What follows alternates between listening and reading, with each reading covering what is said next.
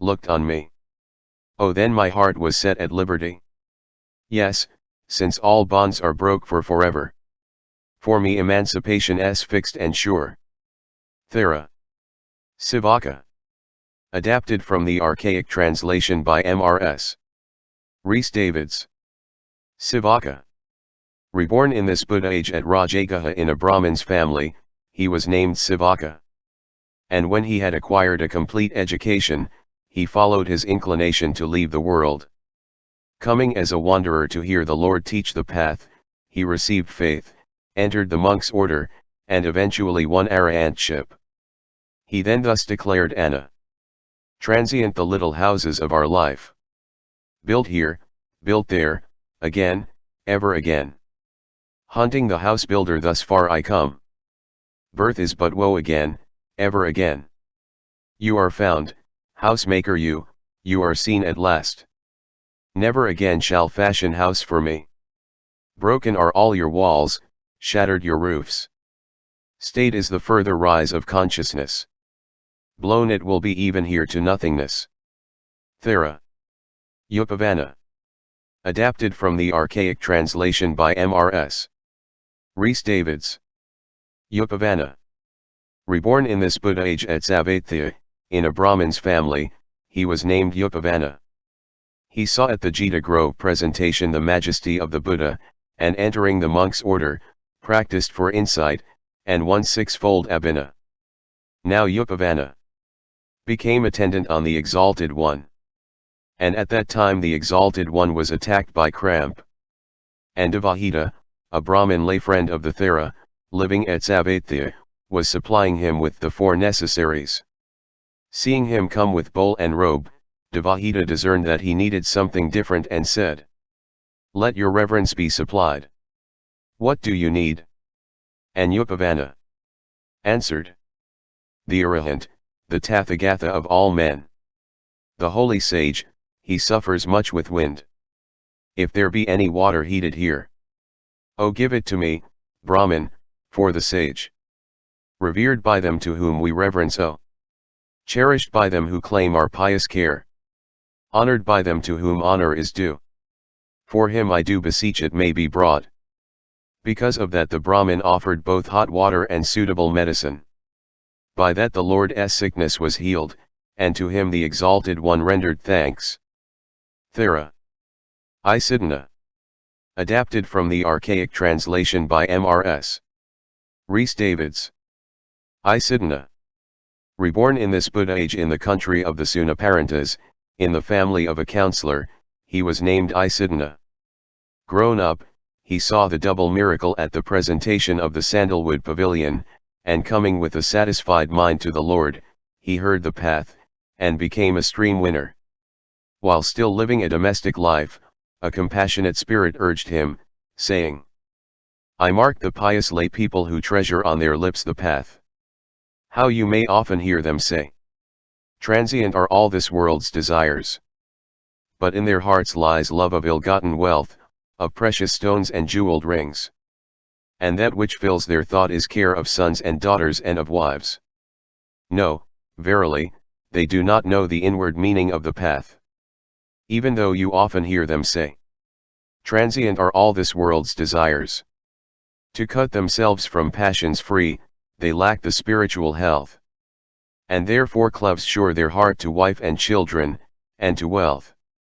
When the layman heard this, he was thrilled with emotion, and leaving the world, he not long after won arahantship.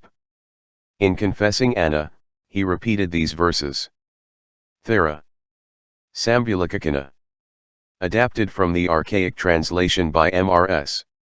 Rhys Davids. Sambulakakana.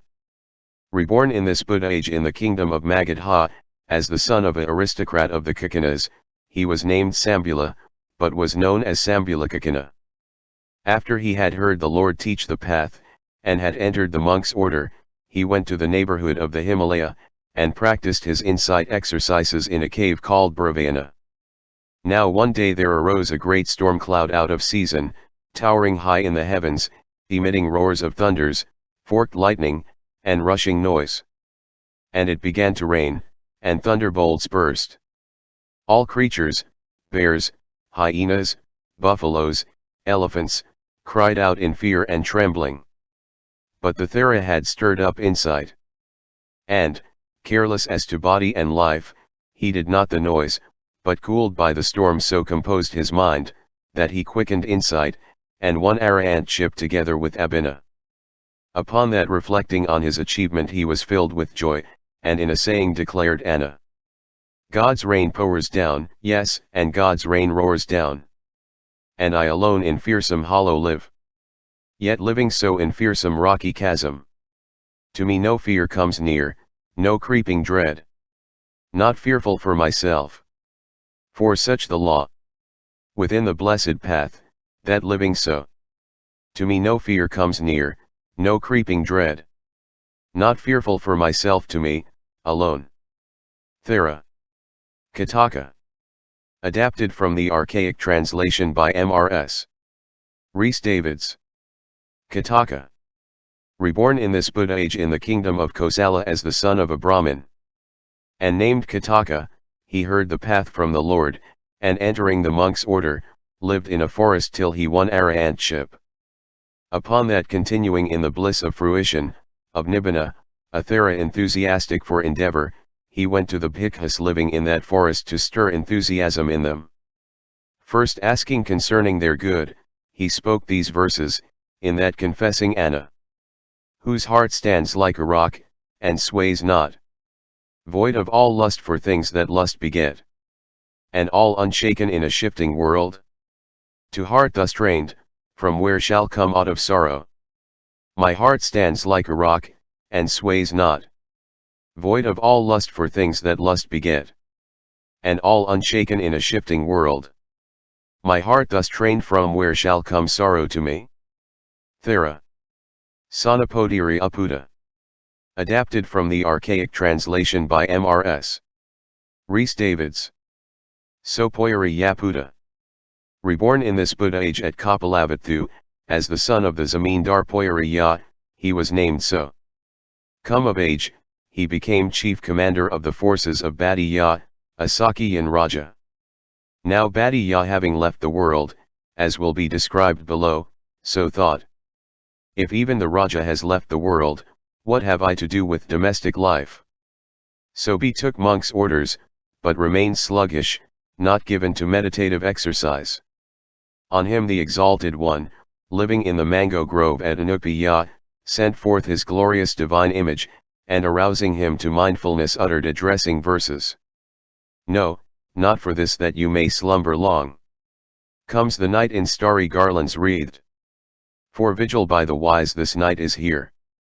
Hearing him, so was exceedingly agitated, and keeping his shortcomings before the mind, adopted the open-air practice, exercising himself for insight. And he uttered this verse. If in the fight my warrior elephant advanced, it was better, fallen from his back, dead on the field and trampled I should lie, than beaten live a captive to the foe. So saying, he stirred up insight and won Arahantship, and upon that repeated the Lord's words and his own as his declaration of Anna. Thera. Nisabha. Adapted from the archaic translation by Mrs. Rhys Davids. Nisabha. Reborn in this Buddha age in the country of the Koyans, in a clansman's family, he was named Nisabha. Come of age, he saw the Buddha's wisdom and power at the fight between the Sākiyans and Koyans, and believing, entered the monk's order, soon winning Arahantship. Upon that seeing a fellow bhikkhu spending his time carelessly, he addressed him, adding another verse to show he acted that which he preached. Put them away, those fivefold things of sense. Objects that charm and captivate the mind. You who through faith did give up home and world. Become end maker of its grief and pain. With thought of death I become easy not, nor yet delight in living. I await the hour. With mind discerning and with full meditative attentiveness. Thera. Yuzabha. Adapted from the archaic translation by Mrs. Rhys Davids. Yuzabha. Reborn in this Buddha age at Kapilavatthu in the family of a Sākiyan rāja, he was named Yusabha. And when the Lord visited his own folk, Yusabha saw his power and wisdom, believed in him, and entered the monk's order. From that time he fulfilled no religious duties, but passed all day in society and all night in sleep. Now one day, muddled in mind and lazily dropping off to sleep, he dreamt that he shaved, put on a crimson dress, and, sitting on an elephant, entered the town for alms. There, seeing the people gathered together, he dismounted full of shame. Upon that he awoke thinking, "Why, this was a dream. Muddled in head and thoughtless I saw myself in sleep." And with anguish he established insight, and in due course won arahantship. Thus having made the dream his goad, he celebrated it to confess Anna, saying, "A dress the hue of purple mango buds, draping about my shoulder, I best rode the back of elephant, and so to seek mine alms into the village street I rode. Down from his back in very shame I slid, when lo, I woke and anguish seized me then. This arrogant self was then made meek and mild. Cleaned were the poisons that my mind defiled." Thera. Kapilavatthu. Adapted from the archaic translation by Mrs. Rhys Davids. Kapilavatthu. Reborn in this Buddha age at Savatthi in poor circumstances. The only way he knew of to support himself was to go about, clad in rags, pen in hand, seeking for rice grains, hence he became known as Kapilavatthu, rags and rice. When grown up, he maintained himself by selling grass. Reaping this one day in the forest, he saw Thera doing obeisance. He sat down near him, and heard him teach the path. Then be believed, and saying, "What to me is this wretched mode of life?" He entered the monk's order, bestowing his ragged cloth in a certain place. And when repugnance to his new life arose in him, he would go and look at the rags and feel unsettled. So doing, he seceded 7 times from the monk's order. Then the bhikkhus told the Exalted One of this. And he one day, when Kapilavatthu, as bhikkhu, sat in the preaching hall at the edge of the congregation dozing, addressed him in these verses. "These, saith he, are the rags of rags and rice. Too heavy is the gear I'm wearing now. Full measure of the path has he in shower. Ambrosial. And yet no step he takes to practice meditative discipline. O Kapilavatthu, you should not sway and nod, nor make me cuff the word into your ear. Never a whit you, Kapilavatthu, have learned." Sleepily swaying amidst the listeners here. Thus the Exalted One upbraided him strongly, as if he had pierced his very bones, as if a fierce elephant had gone down into his path. And he, greatly disturbed, established insight, and soon won arahantship. Upon that he repeated the verses which had been the goad that sent him to the goal, so that they became his declaration of Anna. Thera. Khuddhaka Nikàya.